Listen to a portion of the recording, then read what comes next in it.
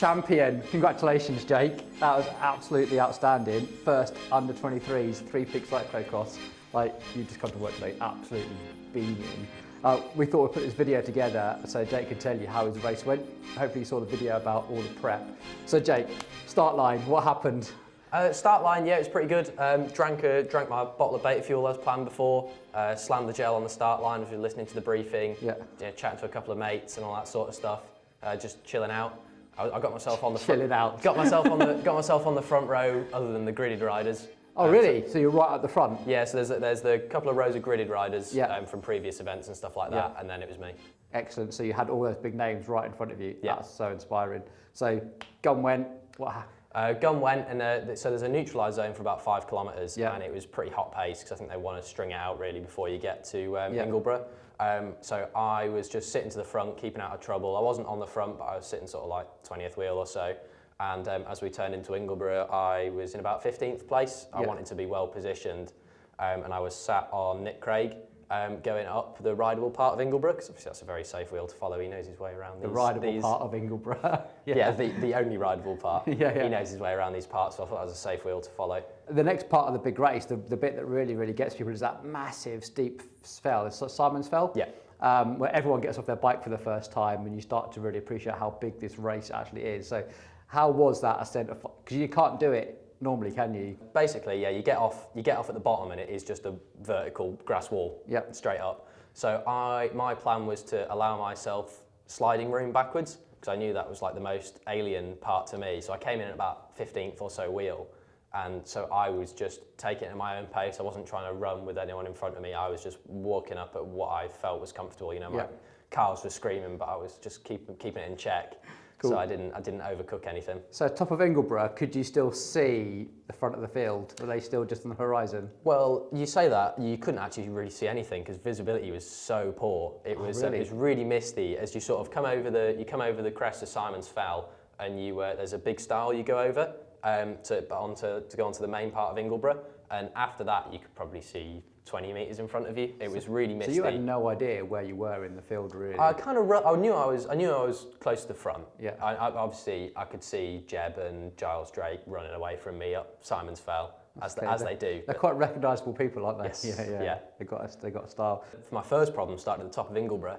As I came down to go down the descent, so I picked my bike up just to run down a really rocky, steep bit, and I snapped my bottle cage straight off my bike. Oh no! So I lost my bottle I've only drank about a quarter of it, so I lost that. And then as I immediately got on my bike, I went straight over the handlebars, right at the top. No, Jake. But it was a good bail, so I kind of managed to save it, and I got down all right because I was following Lewis Craven, rides for Wheelbase. I think he's Vet 45 world champion or something at Cross. Yeah. So I was trying to follow him down as best I could. So I did all right down there.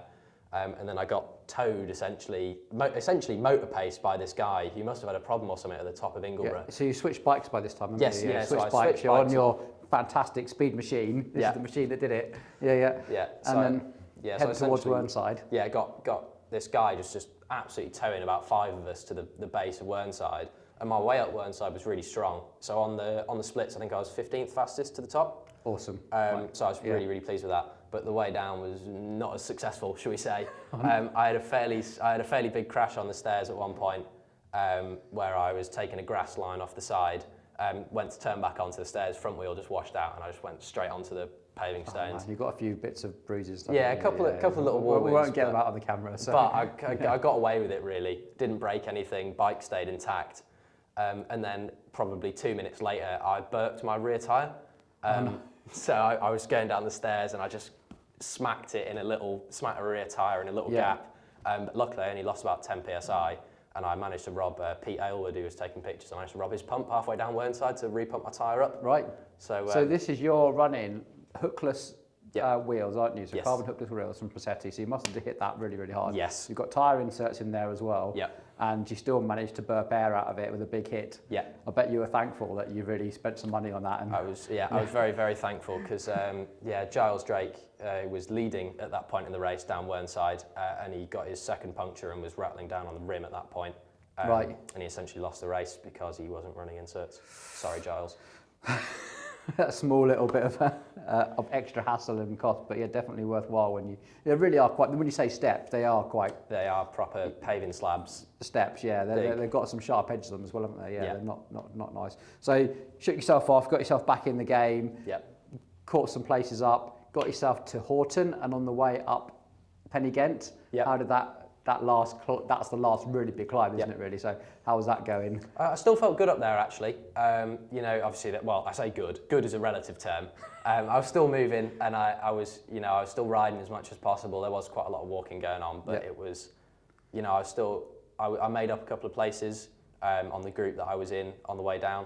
And then, over the top, visibility again was really poor over Penny Ghent. So we were up the top of Penny Ghent, had our telephoto lenses out trying to get pictures of you, and then this cloud just came in, and we're like frantically trying to change lenses, and of course you went past at the same time. But when we saw you, you were in this quite a tight group of about 4 or 5 riders, and you were shoulder to shoulder. There was no inch given. There was no like, oh, you go first over this rocky section. You were hammering it. Yeah. So I essentially bottled it down Penny Ghent, because I was just absolutely ruined at that point in the race. After we came over the top, I was getting cramp in my fingers, like I was just done. And you know, I had quite a big crash that I felt like I got away with on Whernside. I came out relatively unscathed, so I just kind of took the gas off a little bit on the tricky sections, just to make it back down in one piece. Because There's nothing worse when you get cramp in your fingers, like one finger breaking isn't enough, and did you get that sort of finger lock thing? I just felt if I let this go and I can't pull the brake back, I'm going to hurt myself, and I just didn't feel like that was worth it. So how were the legs coming down there? Because not good. Because it's a long time, like time under tension, like just being in this. If you were to try and hold a squat for that long, you'd be knowing about it, wouldn't you? So it was getting to the point where I was trying to ride down, and I was getting cramp in my leg so that it was like tilting inwards, so I had to stop and get off the bike and sit, like stand at the side of the road before I could get back on for like 30 seconds. I was 22nd at the top, and I finished 31st. Okay. And I didn't lose any on the road section, so that was all on the descent. So your overall finishing, do you know your overall finishing position? 31st. 31st on your first ever attempt. And you ended up with this fantastic trophy, first under 23, and there's some big names on here. There's people that are on here that you know. 1996 Rob Jebb. And 1990 Nick Craig. There's and now your name's on it. Like I can't imagine how you must felt to have taken that win. Well, I mean, I didn't even know I'd won until I crossed the finish line, because obviously it's a mass start race. You don't know who's who. And so I was obviously just racing for the fastest time, because I saw when I came off Penny Ghent I could go under 3.5. Because I was down, and so I came over in 3:27 in the end. And as I crossed the line, the commentator said I was first under 23. So obviously I was like, I was really happy with that, because it didn't really sink in until a little bit later. Until I texted you, how'd you get on? And I just got this text from you with like this trophy in the car, and you just amazing, Jake. So absolutely well done. Congratulations, Jake. I mean, what can we say? He must be absolutely made up.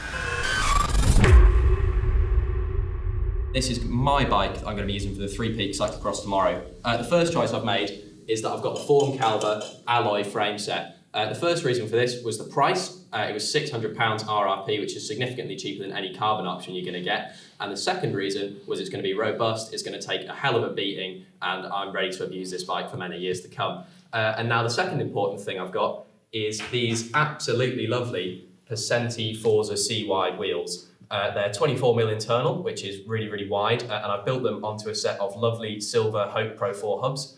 They look delicious, they sound brilliant, and they're easily serviceable, and they absolutely rip. I've gone for a lot of other alloy components on the bike, so I've got matching Thompson seat post, seat clamp, stem, and handlebars.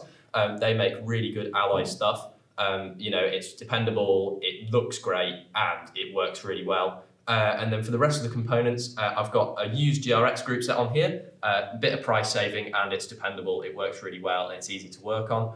Gear ratios, I've got a 42 tooth cassette on the back with an 11 tooth little ring, and I've got a 42 tooth chainring on the front to give me that 1-to-1 gear ratio for the super hard hills on the peaks. What else have I got? I've got my Pirelli Cinturato gravel hards, of course in Tamwell, even though Paul behind the camera doesn't agree, it is the best for tyres. It adds 500 watts to your FTP, it makes you go way faster. and it turns you into Mathieu van der Poel. Other little things I've got the Supercaz bling bar tape on here, just again colour matching. PT silver valves, not only beautiful but also functional, with a spoke key on one valve cap and a valve core remover on the other. Bottle cage on the down tube to keep it out of the way. Prologo saddle up here to keep me comfortable, and yeah, that's about it. Hope you found that interesting. If you did, please give it a thumbs up. Put your comments below. We'd love to hear it. Feedback. What was your experience of the Three Peaks? Were you there? Were you watching? Did you see Jake? Have you got any pictures? Because we failed miserably at that. Please let us know. And yeah, maybe subscribe to the channel. Thanks very much and well done, Jake. Thank you.